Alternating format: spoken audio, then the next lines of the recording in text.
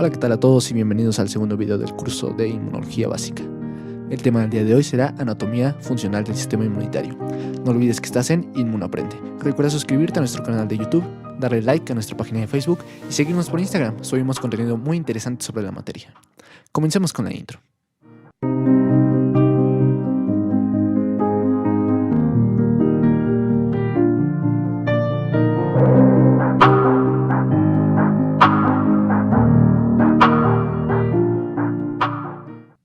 Y bien, el índice de contenidos del día de hoy será el siguiente. Primero veremos una división anatómica del sistema inmunitario, la cual lo hice con fines didácticos y educativos. El número 2, vamos a ver las células del sistema inmune, incluyendo el proceso de hematopoiesis y la línea linfoide y mieloide que originan. Como tercer punto hablaremos de los órganos linfoides, primarios y secundarios, y finalmente tocaremos el tema de sistema linfático. Comencemos entonces. La anatomía del sistema inmune la podemos organizar para su mejor comprensión en tres categorías, que son sus células, sus órganos linfoides y el sistema de transporte. Dentro de las células vamos a ver que todas las células sanguíneas, dentro de las cuales entran las células del sistema inmune, van a madurar, van a surgir a partir de una célula madre hematopoyética, HSC por sus siglas en inglés, y esta nos va a dar nacimiento a dos linajes, la línea mieloide y la línea linfoide. Por parte de la línea mieloide vamos a ver que se originarán los basófilos, neutrófilos, eosinófilos y mastocitos, que se les llama muy comúnmente granulocitos o polimorfonucleares por el hecho de que tienen gránulos en su citoplasma. Y también los monocitos, estos ya van a formar parte de otro tipo de grupos. Estos últimos monocitos van a poder diferenciarse en macrófagos y células dendríticas. Por parte del linaje linfoide, vamos a ver que tenemos las células NK, Natural Killer, los linfocitos B y los linfocitos T. Estos linfocitos B se van a poder diferenciar en células plasmáticas, las cuales van a producir anticuerpos. Y los linfocitos T van a tener diferentes subpoblaciones, entre las cuales destacan los CD4 o cooperadores, CD8, citotóxicos, los LTNK y los LT gamma delta. Estos, junto con los monocitos, se les conoce como agranulocitos o mononucleares porque no van a tener gránulos en su citoplasma. Y todas estas células antes mencionadas van a entrar dentro del grupo de los leucocitos o glóbulos blancos. Por otra parte, tenemos a los órganos linfoides, que van a dividirse en primarios y secundarios. Los primarios van a incluir a la médula ósea y al timo. Y los secundarios al vaso, los ganglios linfáticos y el MALT, el tejido linfático asociado a mucosas. Y dependiendo del lugar donde se encuentre, dependiendo del órgano donde se encuentre, el MALT va a adquirir diferentes nombres, como por ejemplo, en el intestino se le va a llamar GALT, en los bronquios BALT, en la piel SALT y en el tracto urinario GULT. Finalmente, el sistema de transporte para las células del sistema inmune va a ser el sistema circulatorio, que no va a ser tema de este video, y el sistema linfático, que sí veremos más adelante. Sigamos entonces. Ya vimos la división anatómica que organizamos para fines educativos, y como segundo punto teníamos a las células del sistema inmune, y vamos a empezar a hablar sobre la hematopoiesis, cómo se van a formar estas células sanguíneas. Y tenemos lo siguiente. Dijimos que se originaban de una célula madre hematopoyética, pero antes de hablar de eso, tenemos que saber qué es una célula madre. Esta se va a definir por dos características. La primera es la capacidad de regenerarse y la segunda es la capacidad de diferenciarse hacia diferentes tipos de células. Además, existen diversas clasificaciones, más bien una clasificación con diversas células madre, que incluyen a las siguientes: las células totipotenciales, que nos van a originar un organismo completo, y el ejemplo más clásico es el huevo o cigoto. Y las células pluripotenciales, que nos van a poder originar a las tres capas germinativas, que son el endodermo, el mesodermo y el ectodermo. Estas se consideran células madre embrionarias. También tenemos dentro de esta clasificación a las células madre multipotenciales, las cuales nos pueden originar células de un solo tipo de tejido. Y las células madre unipotenciales o progenitoras también se les llama. Estas nos van a originar células de un solo tipo y van a perder su capacidad regenerativa. Estas ya son propias del adulto. Bueno, la que nos interesa en este momento es la célula madre hematopoyética, la HSC. Esta se va a diferenciar en células sanguíneas mediante el proceso de hematopoiesis, que sucede en la médula ósea, justamente aquí en la médula ósea. Y bueno, ¿cómo sucede este proceso? Tenemos aquí a nuestra célula madre hematopoyética que nos va a dar origen a dos linajes, linaje mieloide eritroide o simplemente mieloide y el linaje linfoide. Por parte del linaje mieloide vamos a tener que se originan los granulocitos, que incluyen neutrófilos, basófilos y eosinófilos, a los monocitos, que se van a poder diferenciar a su vez en macrófagos y células dendríticas, y todos estos son glóbulos blancos.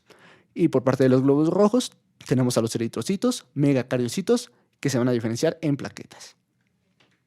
Y por parte del linaje linfoide vamos a obtener a los linfocitos B, linfocitos T, a las NK y curiosamente también a las células dendríticas, que van a conocerse como células dendríticas del linaje linfoide. Y como recordatorio simplemente vamos a ver que la inmunidad innata va a ser proporcionada por parte del linaje mieloide, por todas estas, y la inmunidad adaptativa por parte del linaje linfoide, excepto las NK y las células dendríticas, que también van a ser innatas.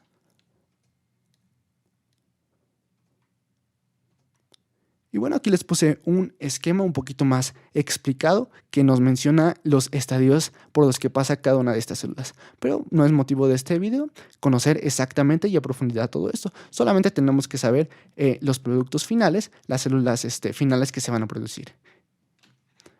Es importante mencionar también que existen genes que nos van a ayudar a regular este proceso de hematopoiesis, como por ejemplo el gen GATA2, que va a estar implicado en el desarrollo de todas las líneas hematopoyéticas, el BMI1, que va a darles la capacidad de autorrenovación, el Icaros, que va a estar implicado en el desarrollo linfoide, y el Notch, que va a destacar en la elección entre las líneas de los linfocitos T y B.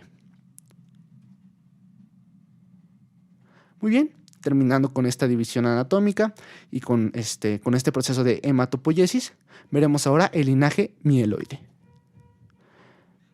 Bueno, por parte del linaje mieloide vamos a tener dos tipos de células, los granulocitos y las células presentadoras de antígenos. Vamos a comenzar con los granulocitos.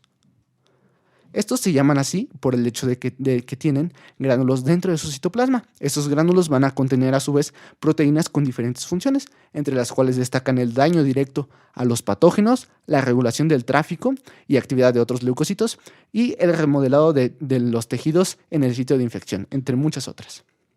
Y tenemos que son las siguientes: los neutrófilos, basófilos, mastocitos y eosinófilos. Todos estos van a ser granulocitos o polimorfonucleares. Comencemos con los neutrófilos. Estos van a ser el 50 al 70% de todos los leucocitos totales en el cuerpo y sus valores en sangre normales van a ser de 4.400 por mililitro y su rango puede variar desde 1.800 hasta 7.700.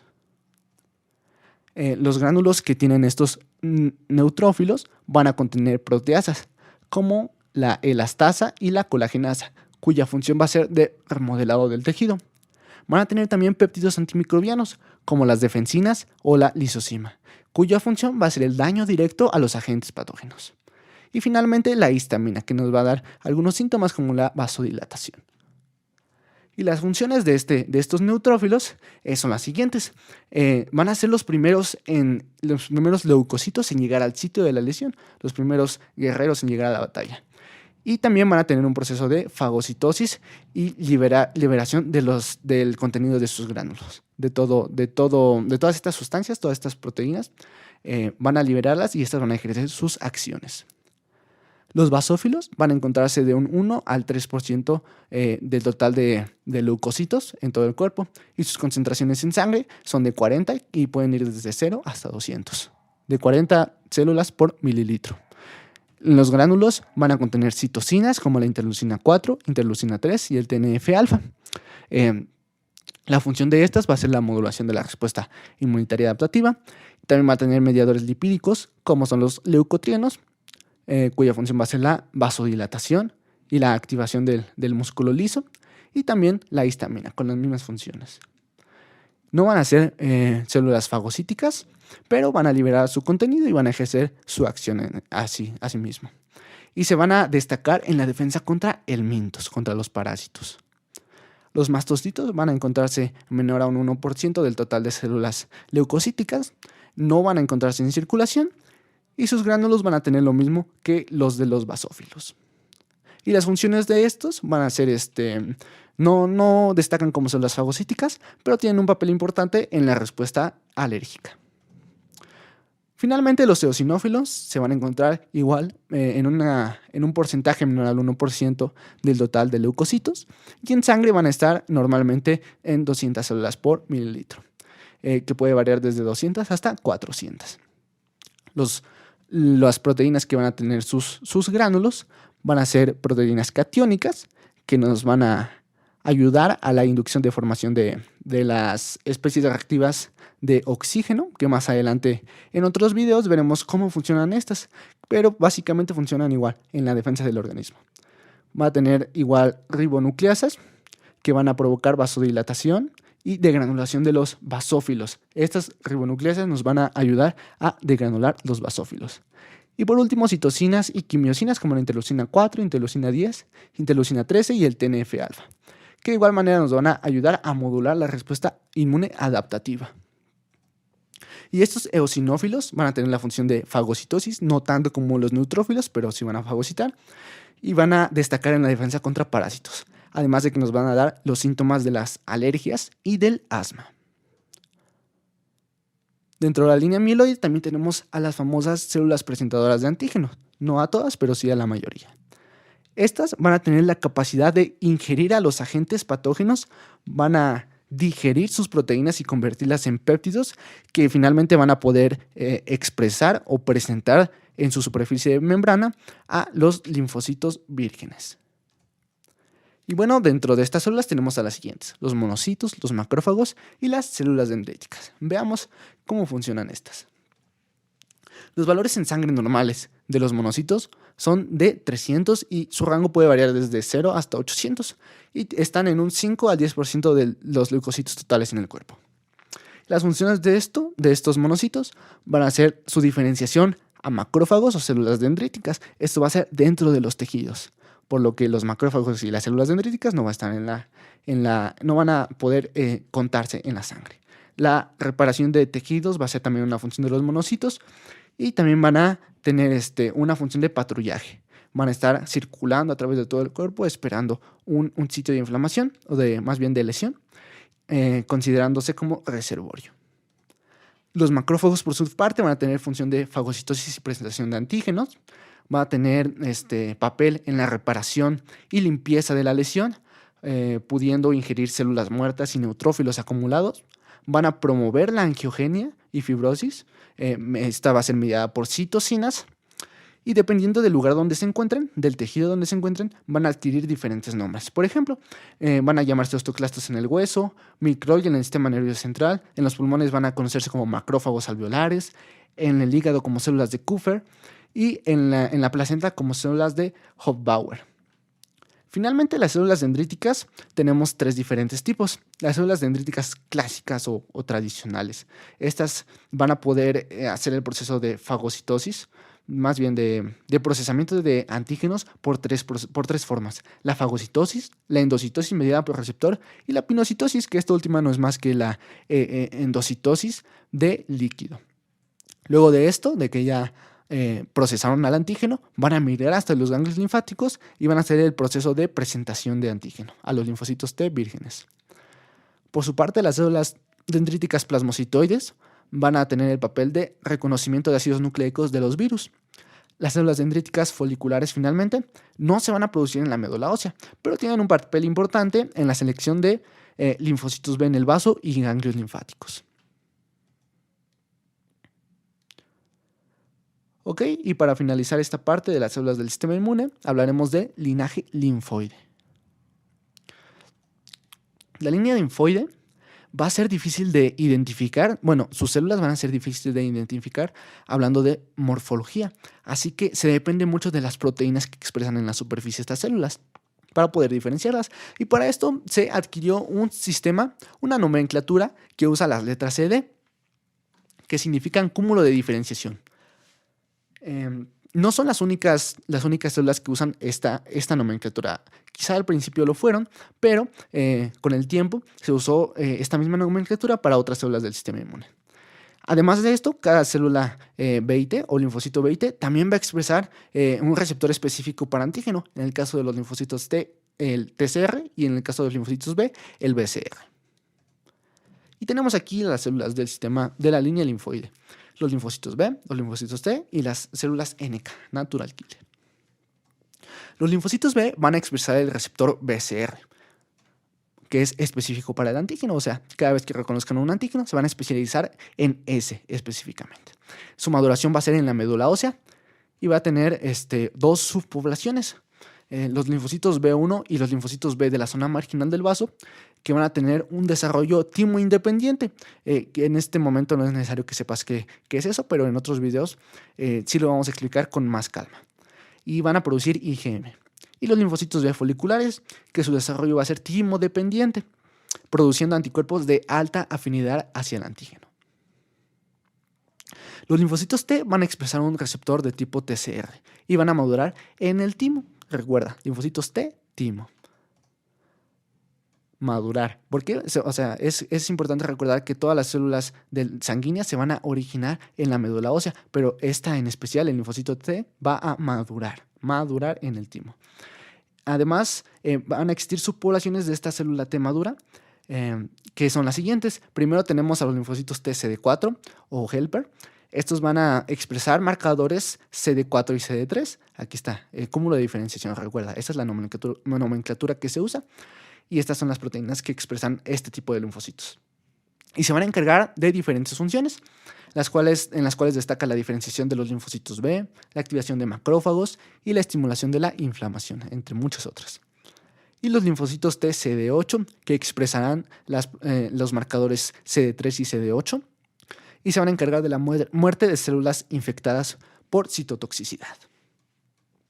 Finalmente, los linfocitos T reguladores o Treg van a expresar marcadores CD3, CD4 y CD25. Y su función va a ser suprimir la respuesta inmune para que no sea tan intensa y pueda dañar a las células del propio organismo. Para finalizar esta parte, los natural killer, las células natural killer, van a expresar receptores KIR, que no va a ser específico para un solo antígeno, va a ser general. Van a madurar en la médula ósea. ¿Y cómo van a funcionar estas células natural killer? Bueno, como les dije, van a expresar diversos receptores, entre los principales está el KIR, y estos van a reconocer el MHC1, que van a expresar todas las células de nuestro cuerpo, todas las células nucleadas de nuestro cuerpo. Esto, una vez que reconocen a estos receptores, a estas moléculas, estas proteínas del MHC1, van a desactivarse y van a inhibir su capacidad para matar, y así no van a actuar sobre las células del propio cuerpo. Ellos reconocen que tienen un MHC1 y saben que son propias y no las deben dañar. Sin embargo, cuando siguen circulando y encuentran alguna célula que perdió su MHC1, como por ejemplo las células tumorales, van a activarse. Ya no se van a inhibir estos natural killer, y van a comenzar el proceso de lisis celular por medio de citotoxicidad.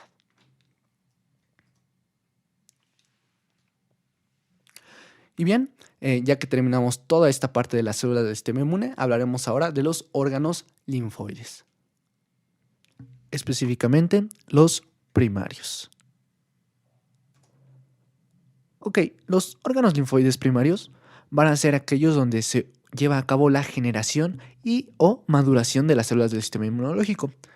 Y tenemos aquí como primer lugar a la médula ósea.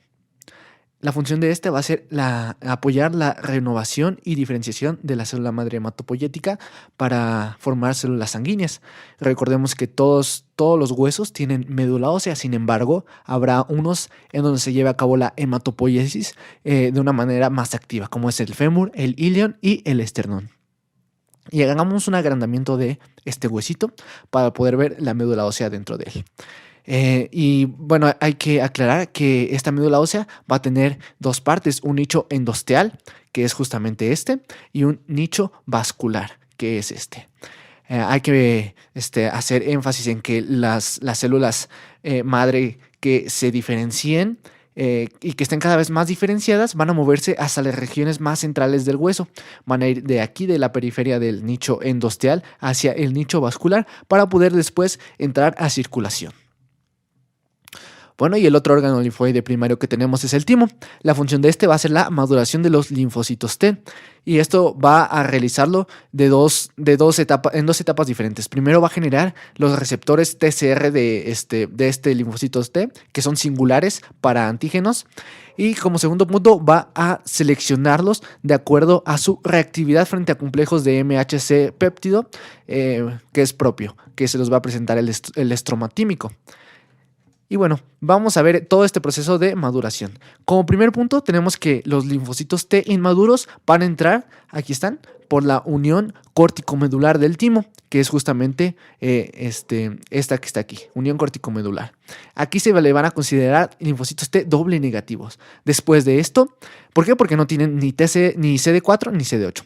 Después de esto, como segundo punto, estos dobles negativos, estos linfocitos T doble negativo, van a migrar a la corteza subcapsular, que es esta. Aquí van a proliferar y van a obtener su TCR, que es el propio o el singular para antígenos. Además de que van a expresar marcadores CD4 y CD8, van a expresar los dos, entonces así se les llama doble positivo en este momento. Luego de esto va a suceder el proceso de selección positiva. ¿Y cómo es esto? Se van a elegir a los linfocitos que sean capaces de reaccionar o de interaccionar con el MHC, que será presentado por las células del estroma tímico.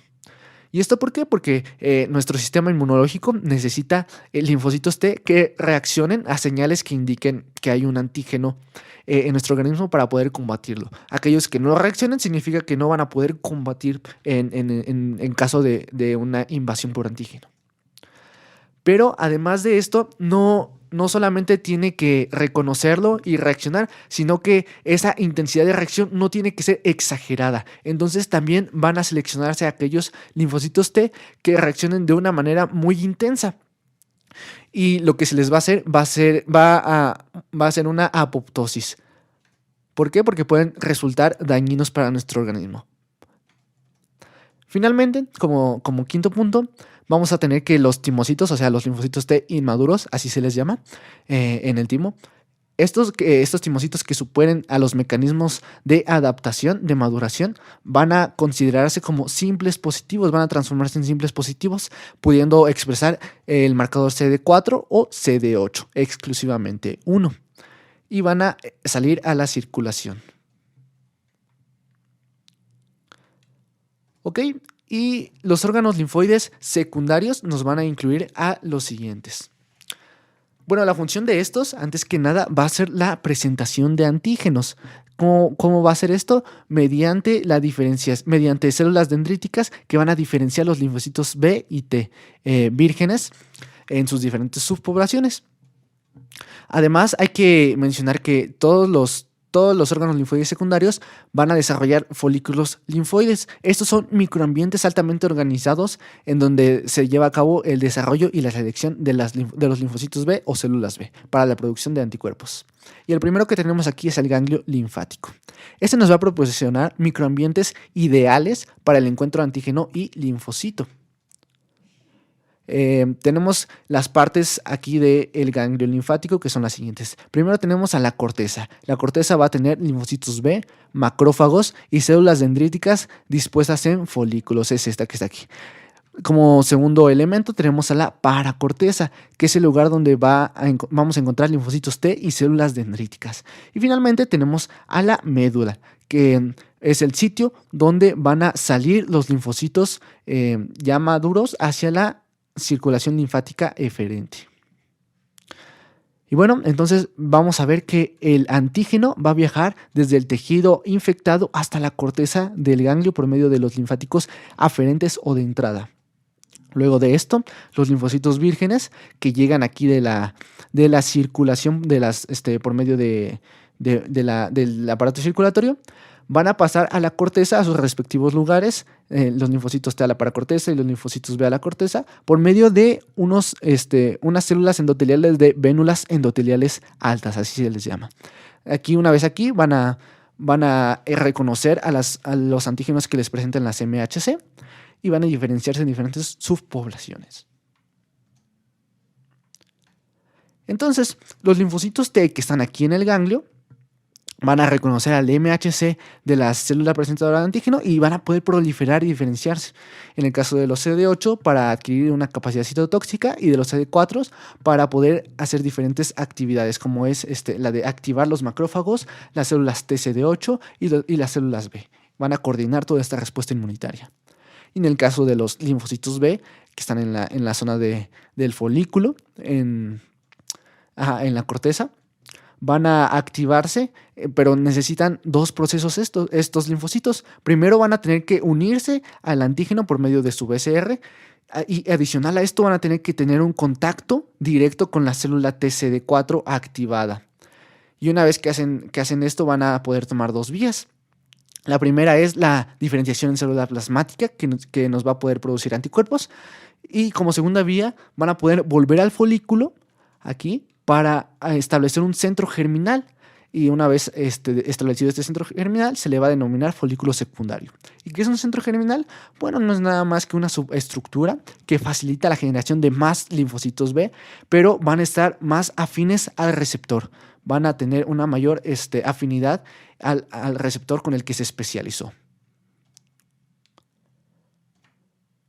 El otro órgano linfoide secundario que tenemos es el vaso. El vaso va a especializarse en filtrar sangre y atrapar antígenos que se transportan por ahí. Entonces, de esta forma podemos ver que tiene un papel muy destacado en las infecciones sistémicas. Y la estructura del vaso es la siguiente. Como primer elemento tenemos a las trabéculas que nos van a servir como soporte estructural. También tenemos una pulpa roja en la cual va a haber senos o sinusoides poblados de macrófagos y eritrocitos, por eso es roja.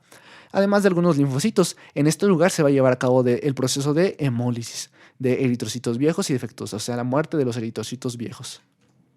También tenemos una pulpa blanca, la cual va a constar de una vaina linfoide periarteriolar y de folículos de células B, que van a formar los centros germinales para el desarrollo de estos linfocitos B.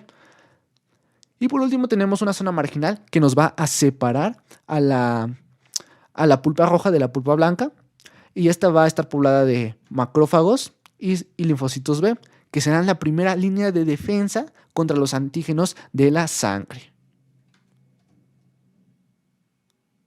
Otras funciones que puede cumplir el vaso pueden ser el metabolismo del hierro, el almacenamiento de los trombocitos y la hematopoiesis.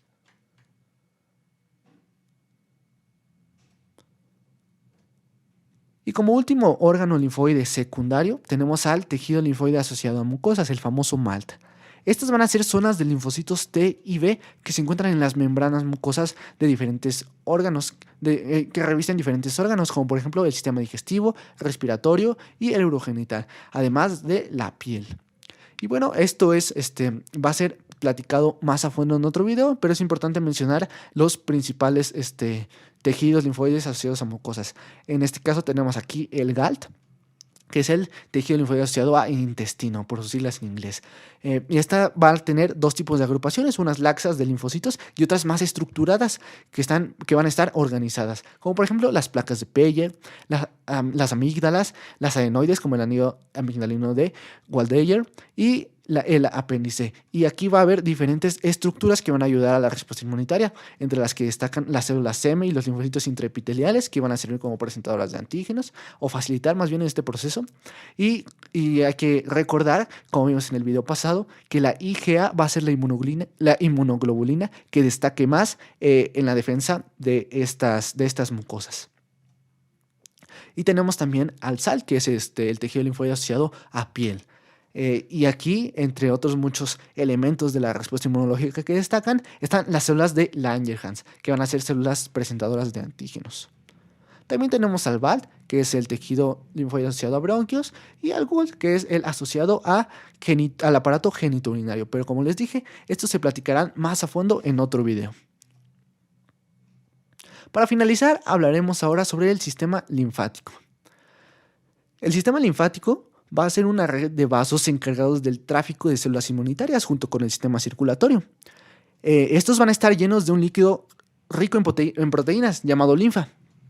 Este líquido va a ser derivado del plasma sanguíneo y se va a filtrar a través de las paredes de los capilares. Entonces el plasma va a salir de las arteriolas, va a poder entrar a los vasos linfáticos y el restante plasma va a poder regresar por las vénulas. Y tenemos dos conductos linfáticos principales: el conducto linfático torácico o izquierdo y el conducto linfático derecho. El torácico izquierdo es el vaso linfático de mayor tamaño y el más grande, y va a recolectar la linfa de de casi todo el cuerpo, excepto el hemitórax derecho, el brazo derecho y el hemicráneo derecho. Y va a drenar en la confluencia de las venas subclavia izquierda y la yugular izquierda, que se conoce como confluencia yúgulo-subclavia o el ángulo de Pirogov. Por su parte, el conducto linfático derecho va a recolectar la linfa del brazo derecho, de la mitad derecha del tórax y de la mitad derecha de la cabeza. Y va a desembocar en el ángulo formado por la vena subclavia derecha y la vena yugular interna derecha. Bueno, y esto fue todo por el video de hoy. Muchas gracias por verlo. Si te gustó, no olvides darle like, suscribirte a nuestro canal y activar la campanita. Y si quieres, también puedes buscarnos en Facebook y en Instagram. Subimos contenido muy interesante sobre la materia todos los días. Muchas gracias por vernos.